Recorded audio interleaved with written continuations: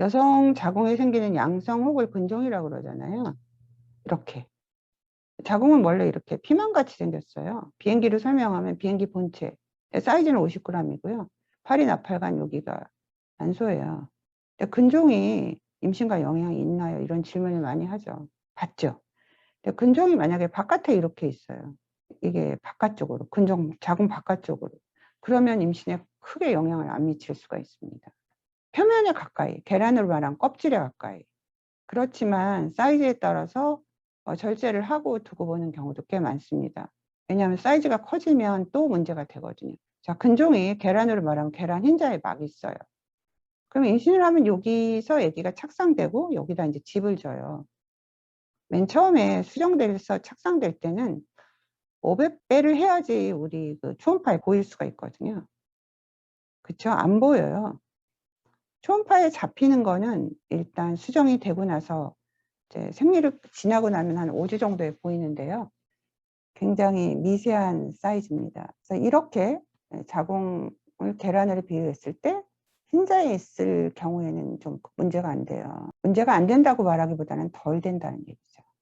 그런데 이분들께서 이제 계란으로 말하면 노른자 쪽으로 진입하기 시작했어요. 이분은 완전히 그 아기가 착상되려는데 앉아 있잖아요. 그런 문제가 굉장히 심각하게 돼요.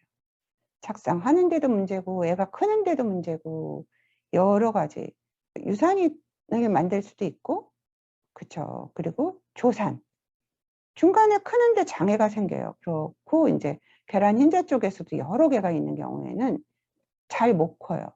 왜냐하면 원래 자궁이라는 조직은 굉장히 이렇게 임신을 하면 스판덱스처럼 쫙쫙 늘어나요. 그런데 이 근종이 있는 곳에서는 늘어나지 않거든요. 근종은 마치 이렇게 미더덕같이 딱딱한 조직이 대부분이. 그렇기 때문에 조산을 만들 수가 있어요. 가운데 딱 자리 잡고 있는 경우에는 유산도 될 수도 있고요. 그리고 사실 뭐 이렇게 입구 쪽에 있어요. 그럼 자연분만 하는데 문제가 심각하죠. 그리고 이렇게 앞쪽에 있습니다. 그럼 우리가 제왕절개를 할 때도 이쪽으로 아기가 나오거든요. 수술할 때 굉장히 난이도가 높고 아기를 꺼내는데도 굉장히 힘들어요. 양쪽에 이렇게 떡 버티고 있으면 자연분만은 생각 안 하시는 게 좋겠죠. 그래서 근종의 위치에 따라서 임신에 미치는 영향은 틀려집니다. 가운데 있으면 초기에 유산이 될 수 있다는 얘기죠. 가운데 이렇게 여러 개가 있는 경우가 있거든요. 이런 분들은 생리량도 굉장히 많고요. 만약에 아기가 여기에 착상이 됐어요. 그 굉장히 미세하게 착상이 되거든요. 그러면 여기에 커다란 장애물들이 있으니까 얘가 집을 짓는데 문제가 되겠죠.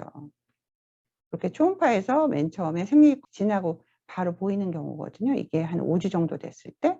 그리고 여기가 한 6, 7주예요.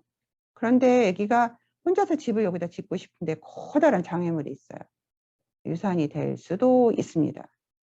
그런데 이렇게 아기가 커가요. 이 경우는 한 9주 됐겠죠? 그리고 이런 경우에는 한 5개월 정도 됐어요. 그러면 이렇게 옆에 나는 여기다 마음껏 집을 짓고 싶은데 옆에 커다란 장애물들이 있어요. 그럼 자라는 데 문제가 있겠죠? 그래서 아기가 저체중아도 될 수 있고 그리고 조산을 만들 수도 있어요. 그래서 근종의 사이즈에 따라서 임신 중에 더 커지기도 하고 물론 줄어든다는 것들이 교과서에 나와 있습니다. 그런데 과거에 우리가 신부들이 어렸을 때 28, 29일 때는 근종이 그렇게 문제가 안 됐어요. 출산을 다 하고 나서 생기는 근종들이니까요. 그런데 지금은 38, 39 신부들이 많기 때문에요. 40세 이후. 그러니까 대부분의 여성들이 근종을 갖고 계시게 돼요. 그래서 임신과 근종에 미치는 영향, 근종이 임신에 미치는 영향은 상당히 많습니다. 그렇기 때문에 근종이 생기지 않게 하기 위해서 집중 관리를 받으셔야 합니다. 요즘에 너무나 이제 산모들이 고령화가 되니까요. 난소에서 난자를 뽑아서 냉동해 놔요.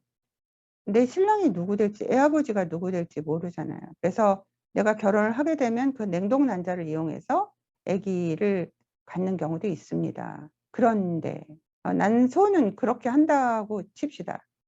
자궁 밭에 문제가 생기면 거기 착상을 할 수가 없잖아요. 얘가 집을 키울 수가 없어요. 그래서 요즘에는 뭐 자궁 내벽에 있는 근종, 내시경으로 근종을 절제하고 나서도 뭐 PRP 같은 것을 넣어주는 경우도 있어요. 왜냐하면 내벽이 손상이 안 되게. 내벽이 손상이 돼버리면 아기가 여기다 집을 지을 수가 없어요. 착상을 하려고 그러는데 원래 그 내벽 조직이 아닌 경우에는 착상이 안 돼요. 그렇기 때문에 근종은 집중 관리를 받으시는 게 원칙입니다. 왜냐하면 제가 젊은 여성들한테 불안감을 조성하려고 하는 게 아니라요. 우리나라 출산율이 너무 낮고 실제로 아기를 낳으려고 하시는 40대 여성이 또 아기를 갖기도 어렵고 가져도 좀 유산되고 조기 진통이 와버리고 그래서 굉장히 힘들어 하시거든요. 그래서 좀 더 집중적인 관리로 건강한 아이를 출산하는데 용기도 주고 도움도 주려고 이 영상을 제작했습니다. 자궁 근종과 임신과의 관계, 임신과 자궁 근종과의 관계. 근종은 임신에 어떤 영향을 미치나? 조기에 임신 중에 출혈, 조산, 유산, 조기 진통. 조기 진통이 오면 저체중하잖아요. 우리 역사 속에 한명회가 팔삭동이잖아요. 아기가 엄마 자궁 속에서 10달을 다 채우고 이 세상을 나오는 게 좋습니다. 그런데 내가 만약에 7개월 만에 바깥을 나왔어요. 그러면 면역학적으로 여러 가지로 아기한테 문제가 많이 생깁니다. 그래서 건강한 자궁을 만들어서 내 자궁 안에서 280일을 완전히 키운 다음에 이 좋은 세상을 보게 만들어 주게 하고 여성들이 임신을 좀 많이 해서 아기를 많이 낳고 임신하는데 스트레스 덜 받고 근종 원장님 그럼 아기를 포기해야 되나요? 아닙니다. 대한민국의 의료는 세계 최고의 수준입니다. 용기를 가지십시오. 이런 자궁 근종도 다 띄고 아기 다 낳았어요. 그러신 분들도 많으니까 여성 여러분 용기를 가지십시오. 자궁 근종은 집중 관리를 해야 됩니다.